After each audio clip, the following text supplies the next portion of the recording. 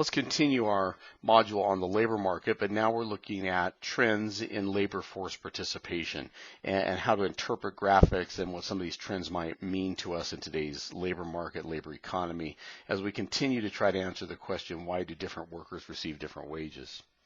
So here we're looking at a graphic that gives us some percentage of labor force participation on the y-axis, and we're looking at time on the x-axis. We're looking from 1940 through 2020, although really our data stops at about 2014, which is exactly what you would expect. In fact, this case actually it stops at the end of 2013. And we're only looking at the range from 58% labor force participation to 68% labor force participation. We see here that we're actually picking up just before 1950, so this is really after the end of World War II, and we know that we saw some meaningful increase in labor force participation during World War II as females entered the labor market to replace male workers who now were in the military. So what we're looking at here is also the civilian labor force participation, which is an important distinction. Well, we see that in 1950 up to about 1960, that number bounced around a little bit from 58 to 60% and then back down again. Those aren't big changes. This might have to do with coming back from the war efforts. This might have to do with the Korean conflict and such. But then we see a long and very exaggerated trend upwards in labor force participation. Well, if we think about it, you would expect to see the labor force participation rate at approximately 50% if all males were employed and no females were employed. Because again, we're looking at this labor force divided by the working age population, age 16 to 65, which includes males and females. So what are we looking at when we see this? Well, we're seeing a number of things. Obviously, we're seeing that in this period of time, post-1960, that females are now joining the labor force in great numbers. We see the feminist movement in this. We see improved opportunities for females in the labor market, and when there are improved opportunities so that a female or anyone can get more from the fruits of their labors, then they're more likely to become part of that labor market. They're more likely to exchange their labor for some kind of a wage. We also see that education has begun to ramp up significantly in this period, not only the high school movement that took us through the 1950s, but then the higher ed movement that I would argue began in the early 1960s, such that larger and larger parts of our population had access to higher education. And so females began to be far better prepared than they had been previously to engage in formal labor markets. There were better opportunities for them, and so they entered that labor market as well. We might think about consumerism in this period and what could have taken place here, and think about the fact that here in 1950s, 1960s, the common household very often had a formal labor market participant in the adult male, and then an informal labor market participant in the adult female.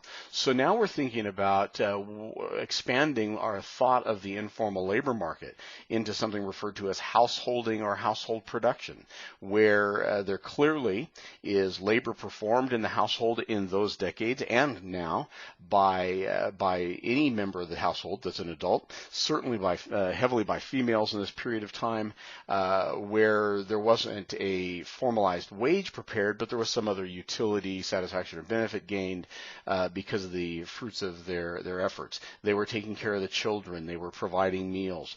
Prior to this period of time, they may have even been working on the farm or working within the large gardens or helping tend the cattle or milking cows for the dairy for the household.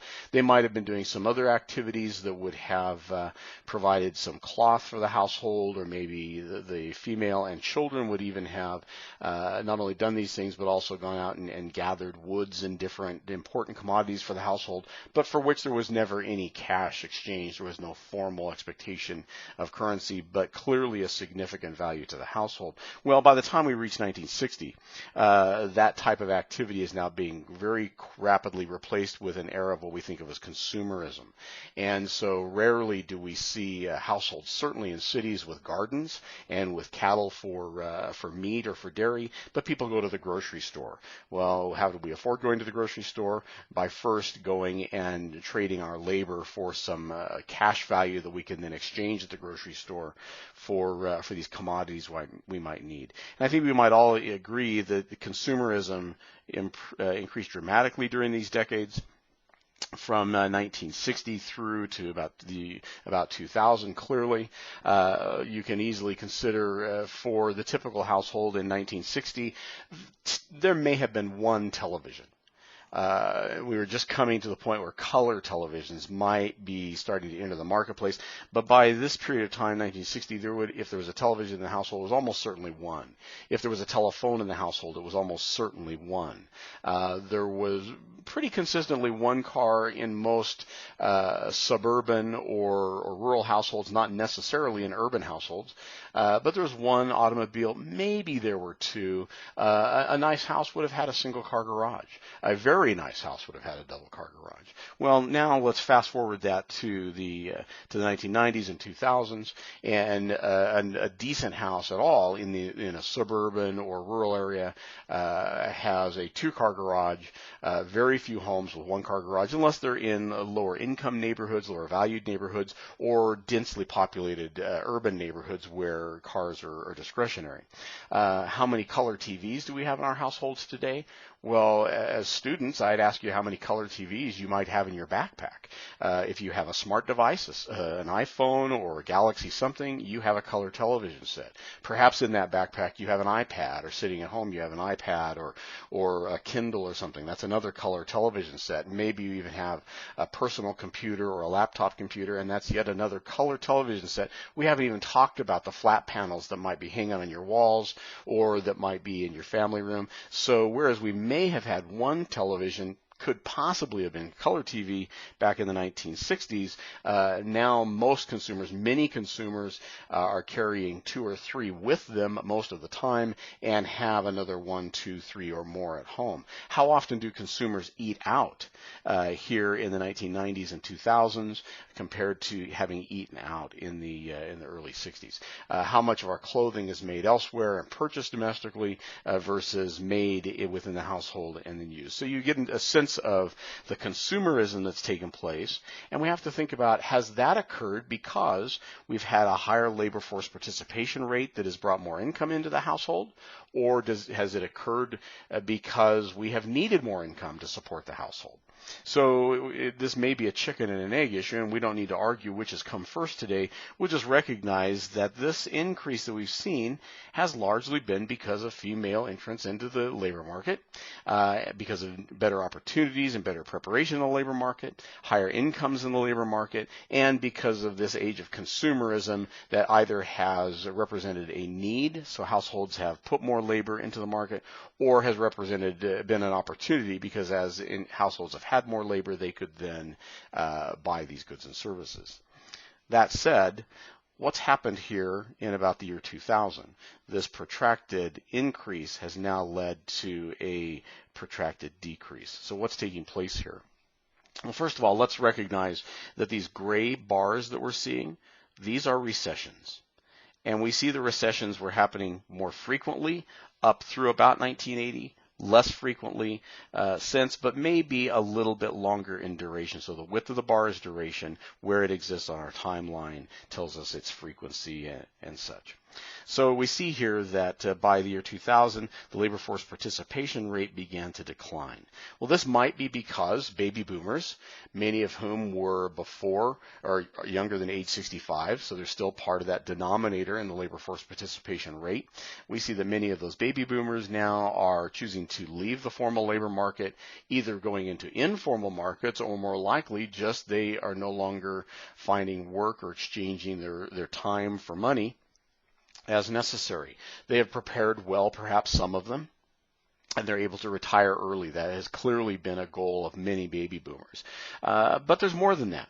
We see that we've reached this fevered pitch of consumerism. We maybe have had a couple of difficult recessions, so maybe we have some workers that have left the employed or unemployed cohorts. They might be discouraged workers. We see that we have, as the population has aged, we have a larger number of people on disability, but that are in that 16 to 65-year-old age category.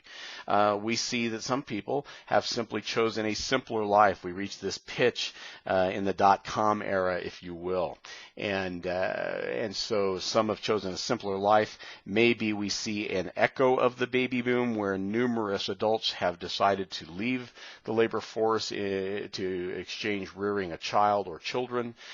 This is less commonly just the female in the household. This may be a male with the female at work.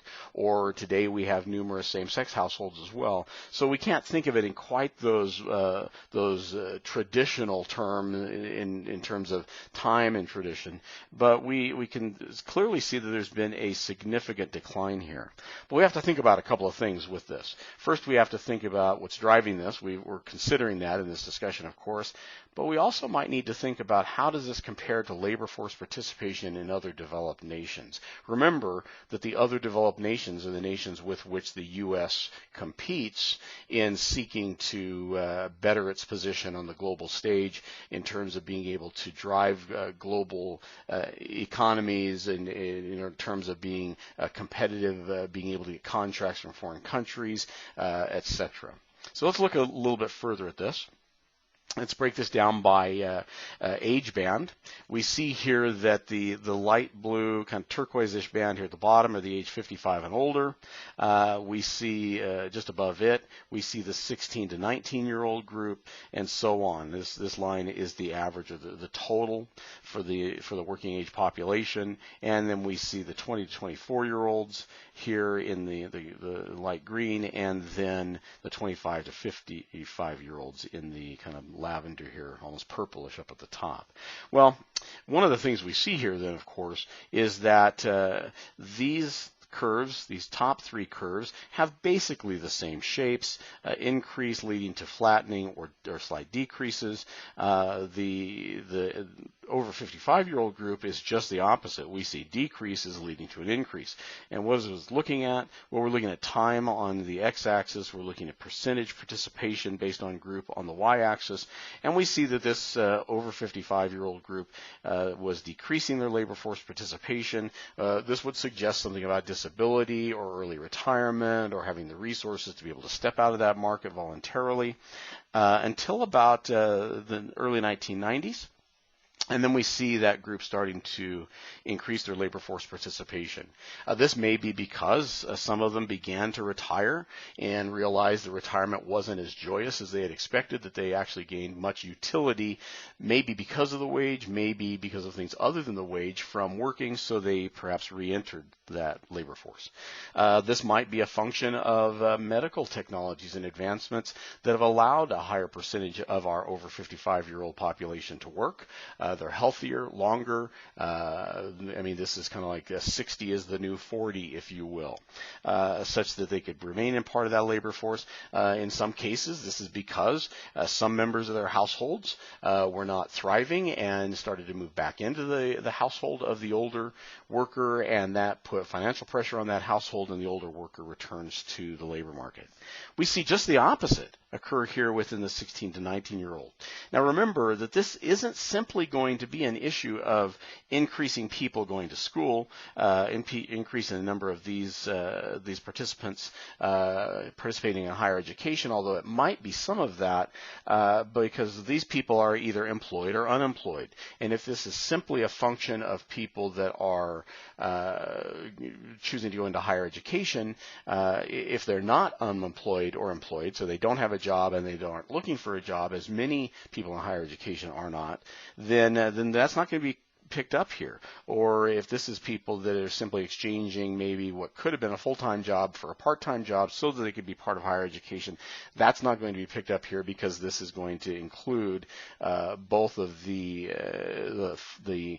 part-time and full-time workers in the employed, of course. So this is an interesting phenomena that we see, and there's a number of reasons we can think about for this, but largely we see that that they're just dropping out of that part of the labor force, in large part because they can receive significant financial resources, i.e. student loans, grants, etc., perhaps family support that will help them through the education experience, so they don't have to work as much.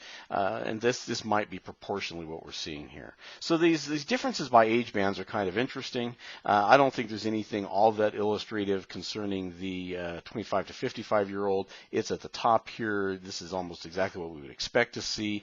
The 20 to 24-year-old is, again, a very similar shaped curve here on this time and percentage relationship. Let's think about the male and female differentiating factors here. And this is where I would suggest that as females have entered the labor market, males have left the labor market. And maybe because female entrants have crowded them out, maybe because there's less of a need for them. Remember, we're not seeing this decline because of this increase, and that the female plus the male is going to include or encompass this in our market, because we're looking at the rates of males and females. So we would be thinking about this in a labor force partition rate such that we have the labor force of males divided by the adult age population of males, or the labor force of females divided by the adult population of females. So it's not like one replaces the other, so we see this kind of counterbalancing trend here. But clearly, we see that as females have entered the labor market, that somewhat disproportionately on the low side, males have left the labor force. This might be because they just there hasn't been as much need for them in the labor force, as the females have taken up part of the slack, if you will, taken up part of the responsibilities that males haven't needed to be in the labor force as predominantly, or perhaps because in maybe a household where there's a male and a female and some dependent children, then maybe many of the females entering the labor force have caused some of the males to be at-home dads, if you will. But we see both of these trends kind of evening out here as we come past 1990. The curves are flattening, if you will, except for we see right here at the tail end of this 2007, 8, 9, 10, give or take, we see a decidedly more downward trend, an increasingly downward trend amongst the males, and only slightly amongst the females. That difference might be because of the type of worker that was most affected by the recession that we've recently gone through after the financial crisis.